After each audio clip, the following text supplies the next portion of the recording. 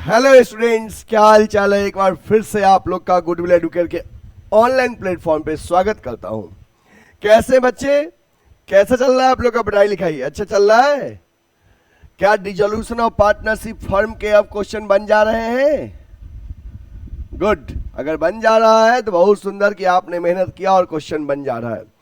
लगभग मैंने dissolution of partnership firm में सारे कॉन्सेप्ट आपको प्रोवाइड कर चुका हूं, जिसके बेसिस पे आपका फुल फ्लेज क्वेश्चन बन जा रहा होगा। आज के क्लास में हम एक स्पेशल टॉपिक लेके आए हैं, जिसमें हम डिस्कस करेंगे जर्नल एंट्री से related. Dissolution of partnership firm में जर्नल एंट्री पे भी बेस्ड क्वेश्चन आता है, और आज हम जर्नल एंट्री पे बेस्ड क्वेश्चन करेंगे। प्रीवियस क्लासेस में जर्नल एंट्री पढ़े थे, बट उसमें ओनली रियलाइजेशन एक्सपेंस था। आज नॉर्मली कोई भी ट्रांजैक्शन दे देगा और पूछेगा बताइए इसका जर्नल एंट्री क्या होगा। तो आज की क्लास में हम वो टॉपिक डिस्कस करेंगे। आप वीडियो को, पूरे लेक्चर को बिना स्किप किए हुए आराम से देखिएगा और समझिएगा, समझ में आएगा। ठीक है, चलिए सेशन शुरू करने से पहले सही बच्चे एक दमदार लाइक कर दीजिए, क्योंकि आप जब लाइक के साथ शुरुआत करते हो ना तो एक अलग ही एनर्जी प्रोवाइड होगा। चलिए दमदार लाइक करिए, हम टीचर्स को मोटिवेट करता है। Done, okay. तो आज हमारा डिसोल्यूशन ऑफ पार्टनरशिप फर्म का लगभग लास्ट क्लास है, जिसके बेसिस पे आपके बुक के सभी क्वेश्चंस बन जाएंगे। इसके बियॉन्ड क्वेश्चन अराइज नहीं होगा। ठीक है, चलिए टॉपिक आपको स्क्रीन पे दिख रहा है, जर्नल एंट्रीज। आज का हमारा टॉपिक है journal entries on dissolution of partnership firm. जब पार्टनरशिप फर्म बंद होता है तो उस टाइम से रिलेटेड जो भी ट्रांजैक्शन दिए रहेंगे क्वेश्चन में, आपको उसका जर्नल एंट्री करना है। और आज का क्लास हमारा इन्हीं टॉपिक पे बेस्ड है। आज हम दो क्वेश्चन करेंगे जर्नल एंट्री के। चलिए आपके सामने स्क्रीन पे क्वेश्चन कुछ इस तरह से, आपके सामने स्क्रीन पे क्वेश्चन है। आप इस क्वेश्चन का स्क्रीनशॉट लेना चाहते हैं तो स्क्रीनशॉट ले लीजिए, लिखना चाहते हैं तो लिख लीजिए। Done, okay. चलिए अब मैं क्वेश्चन रीड कर रहा हूं। क्वेश्चन है, Ankit, Bobby and Kartik were partners in a firm sharing profits in the ratio of 4:3:3। Ankit, Bobby और कार्तिक पार्टनर है, प्रॉफिट शेयरिंग रेशियो 4:3 है। The firm was dissolve on 31/3/2018। Pass necessary journal entry. आपको नेसेसरी जर्नल एंट्री करना है given transaction से related. journal entry for the following transaction after various assets other than cash and bank and third parties liabilities has been transferred to realization account। ये कह रहा है कि जो भी एसेट्स थे जो बैलेंस शीट में था उसको हमने रियलाइजेशन के डेबिट में ट्रांसफर कर दिया, जो भी लाइबिलिटीज थे रियलाइजेशन क्रेडिट में ट्रांसफर कर दिया। मतलब कि एसेट्स और लाइबिलिटीज को राइट ऑफ करने वाला हमने काम कर लिया है। उसके बाद जो पॉइंट दिया है उस पॉइंट का हमें जर्नल एंट्री करना है। तो चलिए आज की क्लास में हम जर्नल एंट्री आपको अच्छे से सिखाते हैं। और ये टॉपिक ऑन एन एवरेज आपके बुक में जो भी डिसोल्यूशन ऑफ पार्टनरशिप फर्म का चैप्टर है उसके लास्ट टॉपिक है ये। मतलब कि 24 से लेकर 37 तक का जो क्वेश्चन होगा ये डिसोल्यूशन ऑफ पार्टनरशिप फर्म पे बेस्ड क्वेश्चन है, जिसमें जर्नल एंट्री रहेगा। आप देख लीजिए एक बार चैप्टर ओपन करके कि लास्ट टॉपिक जर्नल एंट्री है, और उसी में से हम 2 क्वेश्चन करवा देंगे तो बाकी सारे क्वेश्चन आपसे बन जाएंगे। ठीक है, हालांकि एक पे ही बन जाएंगे, बट हम फिर भी एक और बता देंगे। चलिए तो आपको हम समझा रहे हैं। जैसे बच्चे यहां पे ये कहा गया है कि सभी एसेट्स, जैसे सभी एसेट्स रियलाइजेशन के डेबिट में ट्रांसफर हो चुका है। जैसे आप समझते हो ना, रियलाइजेशन अकाउंट ये है, ये डेबिट है, ये क्रेडिट है। जैसे सभी एसेट्स, टू ऑल एसेट्स, ये एसेट्स रियलाइजेशन के डेबिट में आ चुका है, और सभी लाइबिलिटीज, ऑल एक्सटर्नल लाइबिलिटीज, ये रियलाइजेशन के क्रेडिट में आ चुका है। इसके बाद जो भी पॉइंट दे रहा है हमें उस पॉइंट का एंट्री करना है। चलिए हम आपको सिखाते हैं। पहला ट्रांजैक्शन है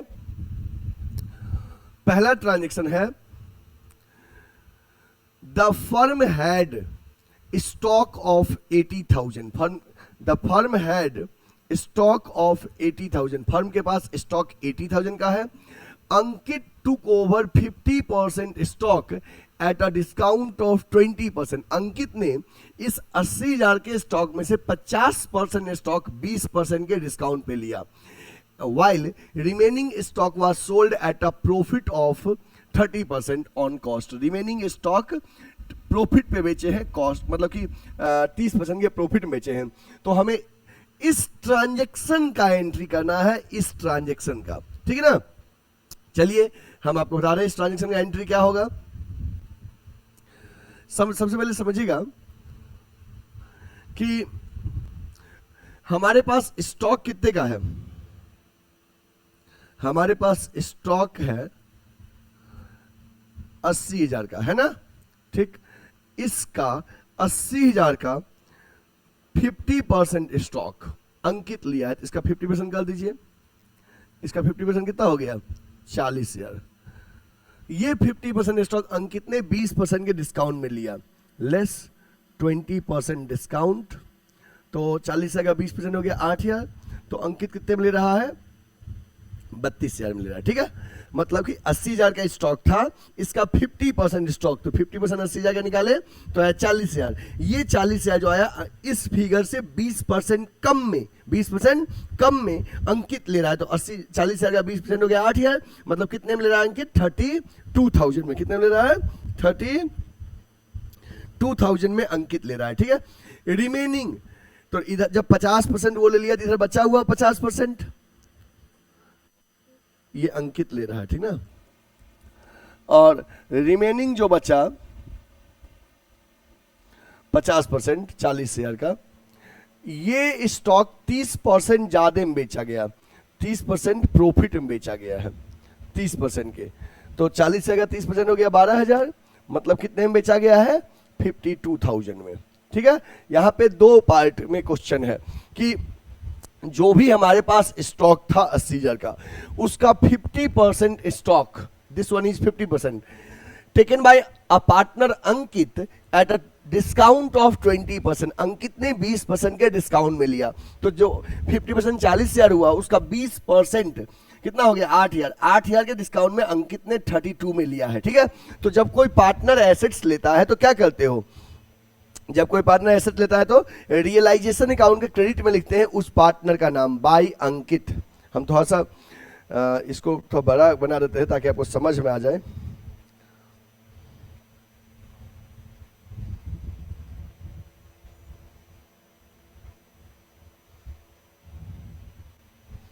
एक फ्रेश पेज पे बनाते हैं ताकि आपको समझ में आए। ये हमारा जर्नल एंट्री के रिगार्डिंग पेज है, इसी पे हम जर्नल एंट्री करके आपको समझाएंगे। ये हम आपको रियलाइजेशन अकाउंट समझाते हैं, हालांकि बनाना नहीं है, इसके बेसिस पे एंट्री करेंगे, इसके हेल्प के लिए हम बना रहे हैं ताकि आपको समझ में आए।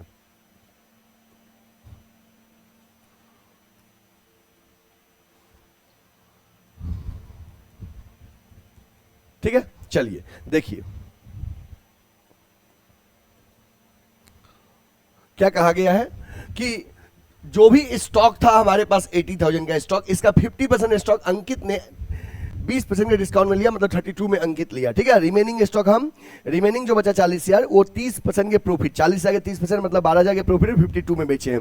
तो अंकित लिया 32 में और बेचे हैं 52 में। ये दोनों ही पॉइंट चाहे पार्टनर एसेट्स लेगा तो भी, जैसे आपको ना सबसे पहले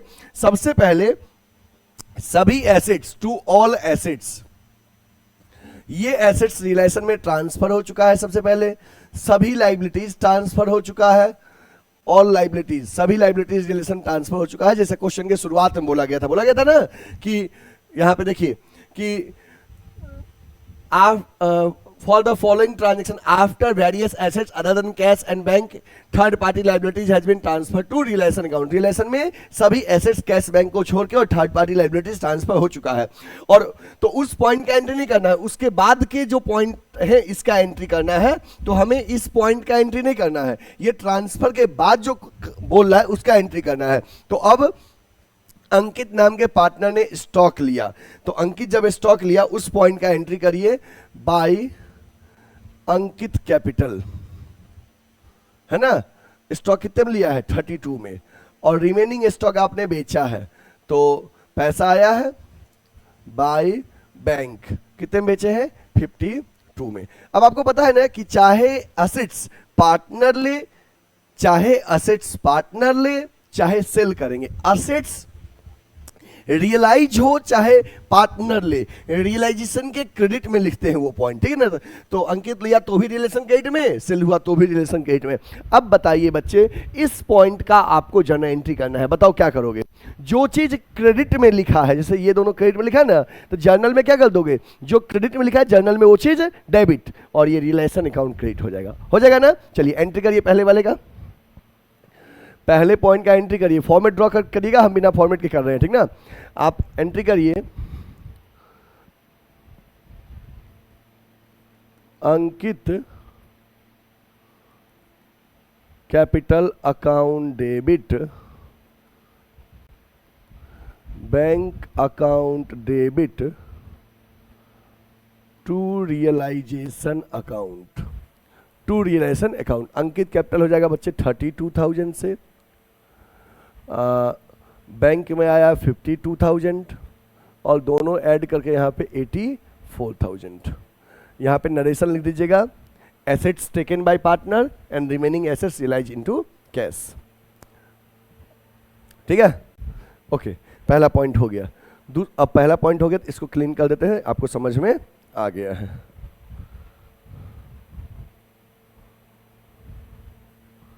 इस पॉइंट का अब कोई रोल नहीं है, अगले क्वेश्चन का पॉइंट अब यहां पे लिखाएगा।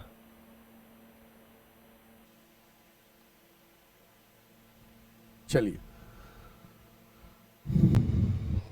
इसका भी अब कोई रोल,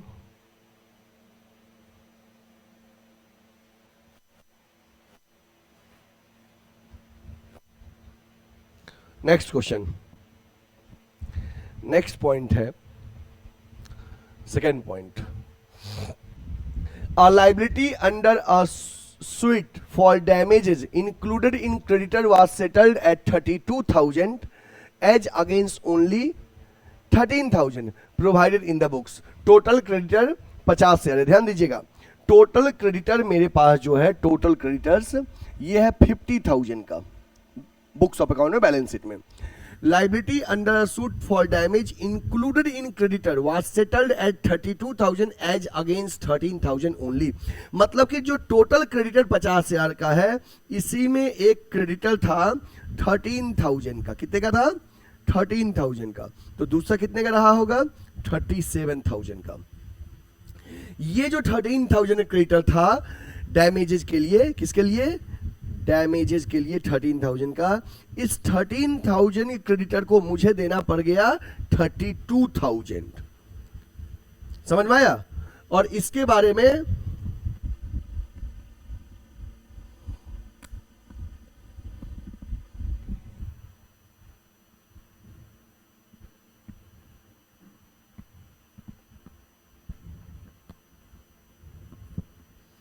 ठीक है, इसको 32,000 देना पड़ गया और इसके 37,000 के बारे में कोई जानकारी नहीं दिया, तो इसको फुल पेमेंट किए होंगे। फिर समझिएगा, a liability under a suit for damages included in creditor was settled at 32,000 as against 13,000 only provided in the books. Total creditor of the firm 50,000। बच्चे, फर्म का टोटल क्रेडिटर 50,000 का था, इसी 50,000 में एक क्रेडिटर था 13,000 का डैमेज के लिए। हमें इस 13 के क्रेडिटर को 32 देना पड़ गया, तो बच्चा इसमें से ये माइनस करने के बाद 37,000, इसके बारे में कुछ नहीं कहा, तो हम इसको फुल पेमेंट किए होंगे। अब बताओ टोटल हम क्रेडिटर को पेमेंट कितना किए हैं? टोटल हम क्रेडिटर को पेमेंट कितना किए हैं? ये 32 पे किए हैं और 37 पे किए हैं। तो 32,000 और 37,000 को ऐड करोगे दोनों को, तो हो जाएगा 69,000 रुपीज आप क्रेडिटर को पे कर रहे हो। कर रहे ना? 13 वाले को 32 और इधर 37 वाले को फुल, तो दोनों का आखिर पेमेंट ही हो रहा है। और बच्चे आपको पता है कि क्रेडिटर का पेमेंट होता है तो कहाँ लिखते हैं? अगर आप क्रेडिटर को पेमेंट करोगे तो रियलाइजेशन के डेबिट में टू बैंक लिखाता है, जो होता है ना, रिलेशन के डेबिट में टू बैंक 69,000 होगा। तो इस पॉइंट का अगर हम आपको जर्नल एंट्री करने के लिए कहें तो क्या होगा? जो डेबिट में लिखा है जर्नल में वो क्रेडिट हो जाएगा, जस्ट उल्टा हो जाएगा, और रिलेशन अकाउंट डेबिट हो जाएगा। तो चलिए इसका एंट्री करिए। Realisation expense, sorry, realisation account, not expense, account debit to bank account कितना है 69,000, 69,000 रुपीज आपका गया है। ठीक है, नरेशन चाहो तो लिख लो, समझ में आएगा। Amount paid to creditors, creditors को पे किए। नेक्स्ट, अब तीसरा देखते हैं क्या है। तीसरा, अब हमें इससे कोई मतलब नहीं है, इसको मिटा दीजिए, ये आपके समझने के लिए हम लिखते हैं। इस पॉइंट से भी अब कोई मतलब,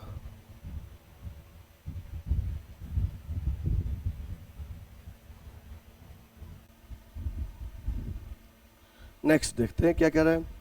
फोर्थ वाला, थर्ड वाला, Bobby sister loan 20,000 was paid along with interest 2,000। बच्चे, बॉबी के सिस्टर का लोन 2,000 रुपया इंटरेस्ट के साथ पे किया गया। तो जरा सोचो कि बॉबी एक पार्टनर है जिसकी सिस्टर लोन दी है, तो उसकी सिस्टर एक्सटर्नल पार्टी है। क्या है? External party. तो आपको पता है ना कि बॉबी के सिस्टर 20,000 रुपया लोन दी थी, उस लोन का इंटरेस्ट के साथ पेमेंट हुआ, 2,000 के इंटरेस्ट के साथ पेमेंट हुआ। क्या करोगे इसका? समझो, जैसे मान लो इस ऑल लाइबिलिटीज में बॉबी के सिस्टर का भी लोन 20,000 राइट ऑफ हो चुका है।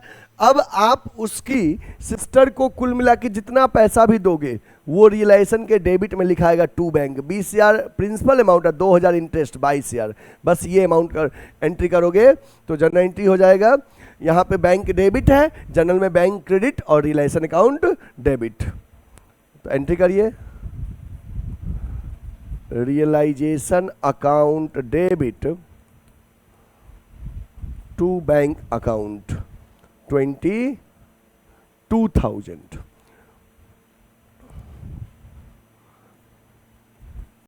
यहां लिख लो, Bobby sister loan repaid along with interest। Bobby के सिस्टर का लोन पे कर दिया गया इंटरेस्ट के साथ। ठीक है, बॉबी के सिस्टर का लोन पे कर दिया गया इंटरेस्ट के साथ।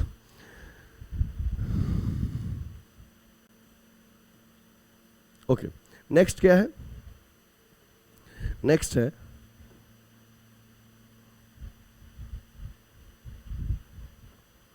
Kartik loan 12,000 was settled eight 12,500। बच्चे, कार्तिक एक पार्टनर है, कार्तिक का लोन जो 12,000 था ये 12,500 में पे किए। तो जब इसका एंट्री करते हैं, कार्तिक का लोन था 12,000, ये पार्टनर्स लोन है। तो पार्टनर्स लोन अगर आप बनाओगे, हालांकि बनाना नहीं है, समझाने के पॉइंट ऑफ व्यू से बना रहे हैं पार्टनर्स लोन। अब हमको तो पार्टनर्स का लोन बनाओगे, मतलब कार्तिक का लोन कुल मिला के, कार्तिक का लोन, तो कार्तिक का लोन पहले से तो 12,000 था ही। ओके, ये बीडी यहां पे आपने लिख दिया, 12,000 था। अब आपने इसका पेमेंट 12,500 किया, 500 इंटरेस्ट रहा होगा। तो पार्टनर्स के लोन पे इंटरेस्ट पे करते तो कहां लिखते हैं? रियलाइजेशन के डेबिट में, टू कार्तिक लोन। कार्तिक का लोन का फिगर 500 से बढ़ा दिया गया और कार्तिक के लोन के क्रेडिट में आके बाई रियलाइजेशन लिख दिया गया 500, और डेबिट में इसका पेमेंट कर दिया गया 12,500। ठीक है, तो इसके लिए एंट्री क्या करेंगे? अगर एक एंट्री करना होगा तो कार्तिक का लोन था 12,000, हम पे किए 12,500। तो लोन 12,000 था, अब पहले से तो राइट अप हुआ नहीं है क्योंकि ये पार्टनर्स लोन है। अब हम एंट्री करेंगे तो एंट्री करेंगे कार्तिक लोन अकाउंट डेबिट, जितने का लोन था 12,000 का लोन था, 12,000 राइट ऑफ हो गया, बट पे किए 12,500। तो पैसा गया 12,500 टू बैंक अकाउंट 12,500। 500 रुपया यहाँ पे क्या आया? इंटरेस्ट आया। इंटरेस्ट ना लिख के रियलाइजेशन अकाउंट लिखेंगे कि ये इंटरेस्ट रियलाइजेशन अकाउंट में गया, इंटरेस्ट अकाउंट डेबिट 500। ठीक है, ये आपका पहले क्वेश्चन का सॉल्यूशन हो गया। ये आपके लिए इधर का जो कुछ हम बता रहे थे ये वर्किंग नोट था, ये करना नहीं है, आपके समझने के लिए हम ये बना रहे थे। आप चलिए इसको जर्नल एंट्री को नोट कर लीजिए। और जर्नल एंट्री बच्चे आप करना तो फॉर्मेट में करना। कैसे करना? With format. चलिए क्वेश्चन आपको पहले वाला जो अभी बताए हैं वो क्वेश्चन यहां पे है। टेक द स्क्रीनशॉट और note it. Done? Okay, then after that इसका सॉल्यूशन यहां पे है, दिस वन। देख लो एक बार।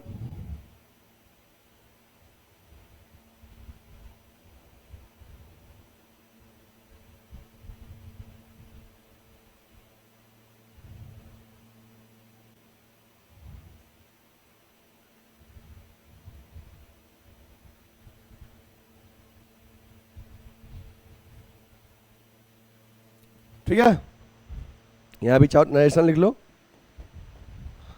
Kartik loan settled. ठीक है, चलिए ये डन। नेक्स्ट क्वेश्चन, ये आपका नेक्स्ट क्वेश्चन है, अभी हम डिस्कस करेंगे इसको। आप इस क्वेश्चन का स्क्रीनशॉट ले लीजिए। डन? चलिए एक नए पेज में इसको भी समझते हैं।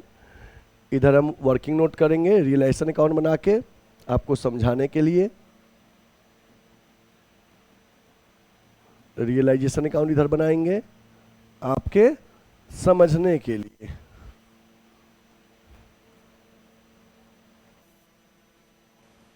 ठीक है, और इधर जर्नल एंट्री करेंगे।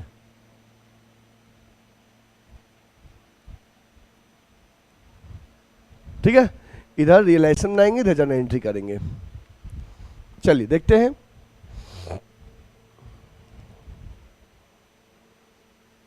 पहला पॉइंट है, seamer Raja and Rita were partners in a firm sharing profits and losses in ratio of 2:1। ये लोग पार्टनर है, इनके बीच में प्रॉफिट शेयरिंग रेशियो 2:1 है। The firm was dissolve on 31 March 2019 after the transfer of assets and assets other than cash and external liabilities to relation account following transaction took place. मतलब कि सभी assets, जैसे सभी assets to all assets relation में transfer हो चुका है। सभी एसेट्स बैलेंस शीट वाला अदर देन कैश, और सभी एसेट्स ट्रांसफर हो चुका है, और सभी लाइबिलिटीज यहां पे ट्रांसफर हो चुका है टू ऑल लाइबिलिटीज। सभी एसेट्स ट्रांसफर हो चुका है और सभी लाइबिलिटीज ट्रांसफर हो चुका है। ये पॉइंट हो चुका है, सभी एसेट्स और सभी लाइबिलिटीज रिलेशन अकाउंट में ट्रांसफर हो चुका है।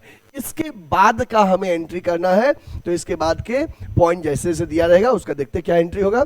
पहला पॉइंट है, पहला वाला, a debtor whose debt of 90,000 had been written off as bad paid 88,000 in full settlement। इसका मतलब यह है कि एक डेटर जिसके यहाँ 90,000 बाकी था, जिसको हम बैड डेप्ट मान चुके थे, एक डेटर जिसके यहाँ 90,000 रुपया बाकी था जिसको हम बैड डेप्ट मान चुके थे, वो 88,000 दे दिया।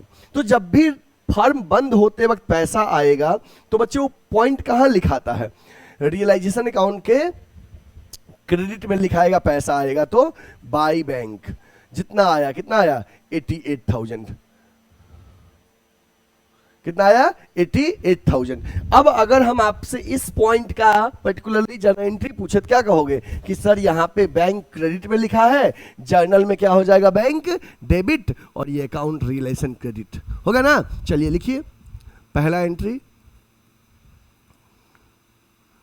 Bank account debit to realisation account, जितना मिला है पैसा 88,000। ठीक है, नरेशन लिखिए कि बैड डेब्ट रिकवर्ड, डूबा हुआ पैसा क्या हो गया? वापस मिल गया। एक ये हो गया। दूसरा देखते हैं क्या कर रहा है। अब इसको मिटा दीजिए, ये आपको समझ में आ गया। दूसरा देखिए क्या कर रहा है।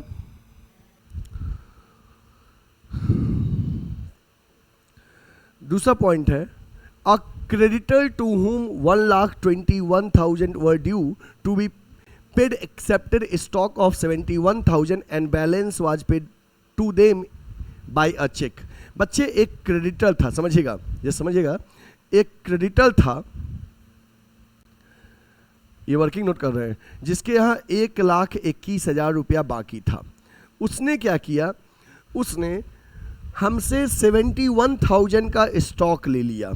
इस क्रेडिटर ने अपने पेमेंट के बदले में 71,000 का स्टॉक ले लिया, और रिमेनिंग जो बचा, रिमेनिंग कितना बचेगा, 1,21,000 में से 71,000 माइनस करने के बाद रिमेनिंग जो बचा 51,000, ये पैसा हमसे चेक से लिया, मतलब मेरे बैंक से गया।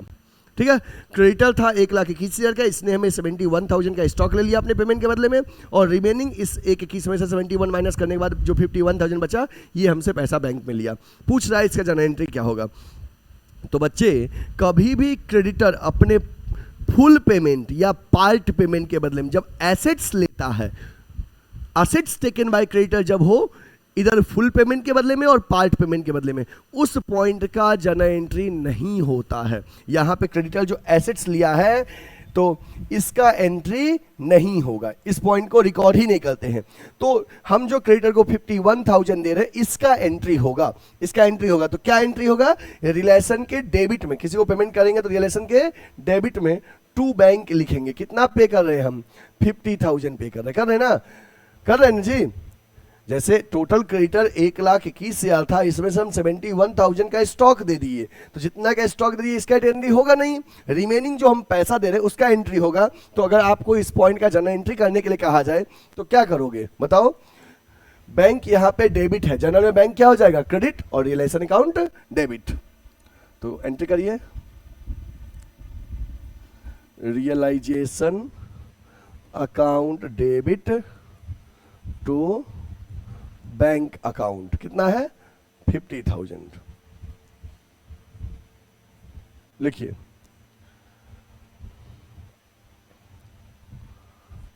अमाउंट पे टू क्रेडिटर, क्रेडिटर को हम पे किए, वो अमाउंट लिख दीजिए। ठीक है, ये हो गया। नेक्स्ट देखते हैं क्या है, अब इसको क्लीन कर दीजिए।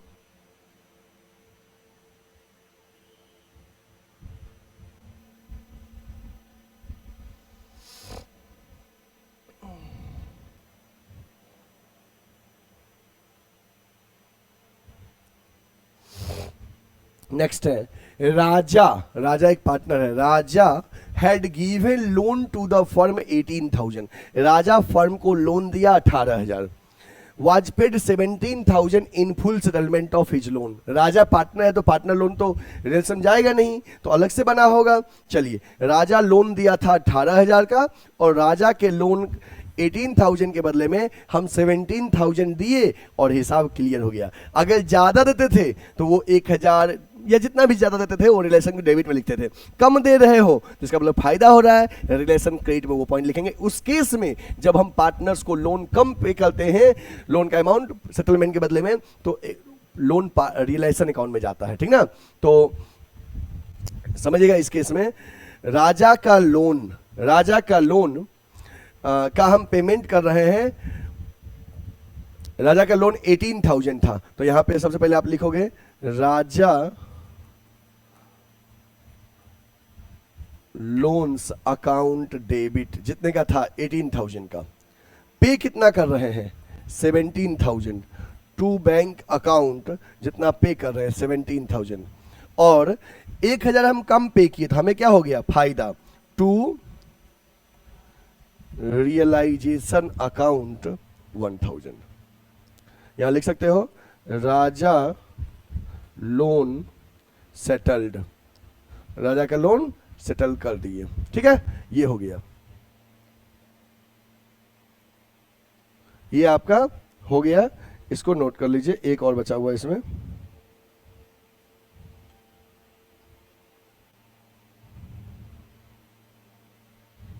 हो गया, चलिए एक और देखते हैं क्या है।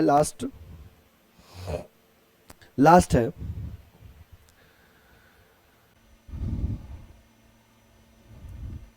फोर्थ वाला, investment worth 53,000, out of which investment worth 43,000 was taken over by Simar at 52,000। जैसे सोचो कि मेरे पास इन्वेस्टमेंट था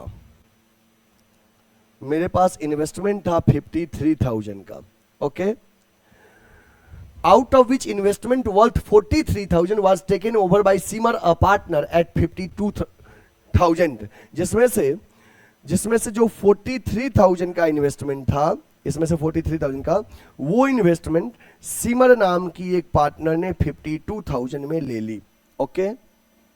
आगे क्या कर रहा है, and balance investment was sold at 12,000, और बैलेंस जो बचा, इधर बैलेंस कितना बचा होगा, 10,000 का बचा ना, 10,000 का जो बैलेंस बचा है ये हम बेच दिए हैं 12,000 में।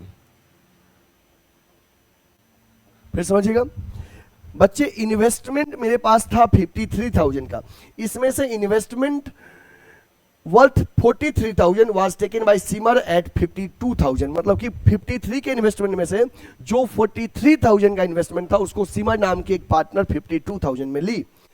बैलेंस जो बचा 10,000 का इन्वेस्टमेंट वो 12,000 में हमने क्या किया, बेच दिया, सेल कर दिया।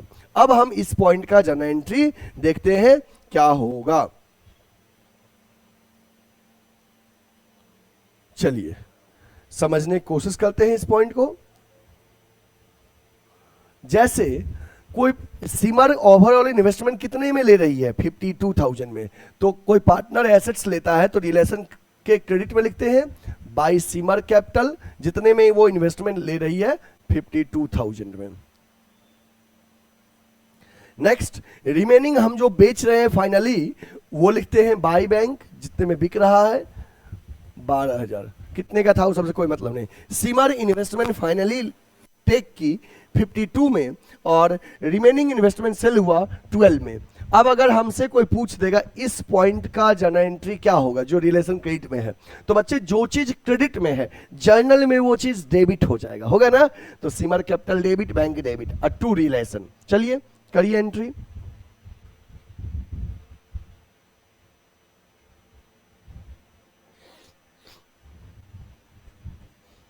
लिखिए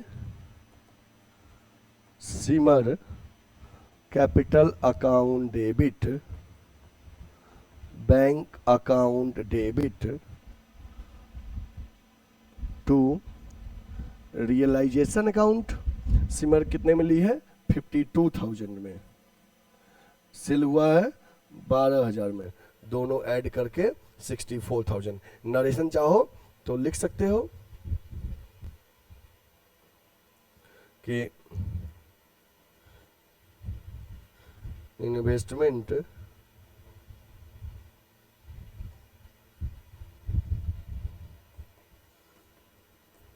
taken by Simar at 52,000 and realized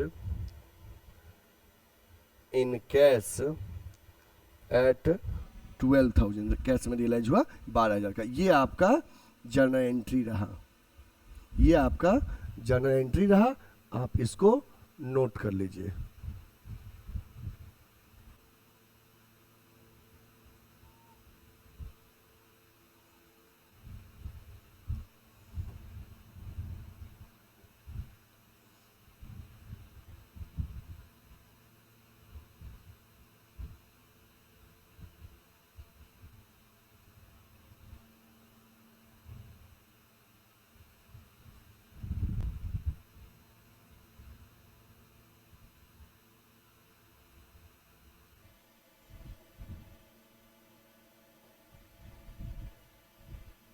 ठीक है, ये आपका जर्नल एंट्री है, नोट कर लीजिए इसको। डन। चलिए तो बच्चे आज हम जो ओवरऑल क्वेश्चन सब डिस्कस किए हैं ये एक बार सिस्टमेटिक देख लीजिए। पहला क्वेश्चन हमारा ये था, टेक स्क्रीनशॉट, इसका सॉल्यूशन आपको यहां पे है, टेक स्क्रीनशॉट। आफ्टर दैट हमारा दूसरा क्वेश्चन यहां पे है, take screenshot and take the screenshot of solution. Clear? Okay. अब बच्चे आप कोई भी क्वेश्चन बनाओगे, जितने भी लास्ट में जर्नल एंट्री से रिलेटेड क्वेश्चन है बन जाएगा। याद रखना डिसॉल्यूशन ऑफ पार्टनरशिप फर्म से एक फुल फ्लेज क्वेश्चन पूछने का चांस आता है, मे बी अगर फुल फ्लेज नहीं पूछा तो मोस्टली चांस रहेगा जर्नल एंट्री पूछने का, इसलिए इस क्वेश्चन का प्रैक्टिस जरूर करिएगा। और कहीं कोई कंफ्यूजन होगा तो आप कमेंट सेक्शन में हमसे पूछ सकते हैं, ठीक है। जहां भी दिक्कत होगा कमेंट सेक्शन में पूछ सकते हैं। एक बार आप सही बच्चे कमेंट में हमें ये जरूर बताइएगा कि आपके स्कूल में हाफ ईयरली का सिलेबस क्या है, अकाउंट्स में कहां तक आ रहा है, और अभी प्रेजेंट में आपके स्कूल में कौन सा चैप्टर चल रहा है। ये बात आप हमें कमेंट में यूट्यूब पे जरूर बताइएगा, गुडविल एडुकेटर के चैनल पे। फिर हम मिलते हैं नए टॉपिक के साथ। इसके साथ अगर कोई ऐसे बच्चे हैं जो हमसे ऑफलाइन पढ़ना चाहते हैं, आपको हमारे पढ़ाया हुआ ऑनलाइन समझ में आता है और आप चाहते हो सर के ऑफलाइन सेंटर को ज्वाइन करें, तो ऐसे कोई भी स्टूडेंट जो हमारे ऑफलाइन सेंटर को ज्वाइन करना चाहते हो, तो बच्चे हमारे ऑफलाइन सेंटर का एड्रेस है B30/74 Ravidas gate beside Lanka थाना वाराणसी। लंका पे रविदास गेट के पास हमारे गुडविल एडुकेटर का ऑफलाइन सेंटर है, मेन रोड पे।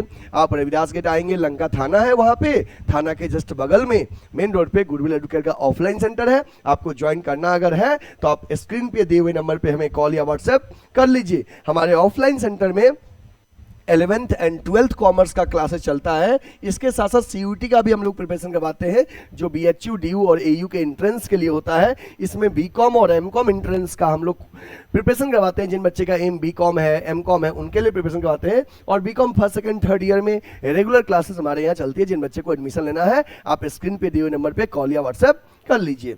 इसके साथ ही अभी बच्चे हमारे यहाँ एक नया बैच स्टार्ट हुआ है 11th एंड 12th कॉमर्स का, एक न्यूली स्टार्टेड बैच है। इस बैच में अभी सीट अवेलेबल है। जिन बच्चे को भी एडमिशन लेना है 11th एंड 12th कॉमर्स के कोर्सेज में, वो स्क्रीन पे दिए हुए नंबर पे कॉल कर लीजिए या हमारे ऑफलाइन सेंटर को विजिट करिए, आके ऑफिस में एडमिशन करवा लीजिए जिन बच्चे को एडमिशन करवाना है, ठीक है। हमारे यहाँ जो क्लासेस होते हैं उसके कई सारे फैसिलिटीज भी हैं। जैसे एक क्लास में आपको 20 से 25 का स्ट्रेंथ दिखेगा, AC क्लासरूम होंगे, सभी क्लासेस के सेपरेट टीचर्स होंगे, account, economics, business, applied math, सबके अलग अलग टीचर होंगे। इसके साथ ही हर संडे को टेस्ट रहेगा। टेस्ट के 1 से 2 दिन के अंदर में हम लोग आपके परफॉर्मेंस का अप्रेजल करके कॉपी चेक करके आपको प्रोवाइड करते हैं। तो ये सभी चीज़ हमारे कोचिंग का फैसिलिटीज है। इंडिविजुअल केयर करते हैं, डाउट क्लियरेंस करते हैं, पर्सनल सपोर्ट प्रोवाइड करेंगे। तो ऐसे कोई बच्चे जो ज्वाइन करना चाहते हैं तो जल्दी से ज्वाइन कर लीजिए। स्क्रीन पे दिए नंबर पे कॉल या व्हाट्सएप कर लीजिए या ऑफिस विजिट कर लीजिए। इसके साथ ही बच्चे हमारे यहाँ एक CUET का कोर्स स्टार्ट हुआ है। CUET में मेनली BCom के लिए जिन बच्चे को एडमिशन लेना है, जिनका एम है कि हमको BHU में पढ़ना है, मेरे पिताजी कहते हैं कि बेटा BHU में एडमिशन लो ग्रेजुएशन के लिए, दिल्ली यूनिवर्सिटी में एडमिशन लेना है जिनका एम है, AU में एडमिशन लेना है, या DU के जिसका टॉप कॉलेज SRCC में पढ़ने का मन करता है, Shri Ram college of commerce में, इन बच्चों के लिए हमने एक स्पेशल बैच स्टार्ट कर दिया है। जिनको एडमिशन लेना है CUET के BCom कोर्सेज के लिए, वो स्क्रीन पे दिए हुए नंबर पे कॉल कर लीजिए या आप हमें ऑफिस में आके एडमिशन करवा लीजिए, ऑफिस में आके विजिट कर लीजिए। अगर आपने हमारे YouTube चैनल को अभी तक सब्सक्राइब नहीं किया है तो सब्सक्राइब कर लीजिए, बेल आइकन प्रेस कर लीजिए। अगर आपने आज के वीडियोज को, आज के लेक्चर को लाइक नहीं किया है बच्चे, तो लाइक कर दो और अपने 4-5 फ्रेंड्स को भी शेयर कर दो, ताकि कॉमर्स में आपके दोस्तों तक भी सिस्टमैटिक कंटेंट पहुंच सके और मुझे सपोर्ट मिल सके, आपके दोस्त को सपोर्ट मिल सके। फिर हम मिलते हैं नए लेक्चर के साथ, नए टॉपिक के साथ नेक्स्ट क्लासेस में। तब तक के लिए जय हिंद। आप अपना ख्याल रखें। Take care.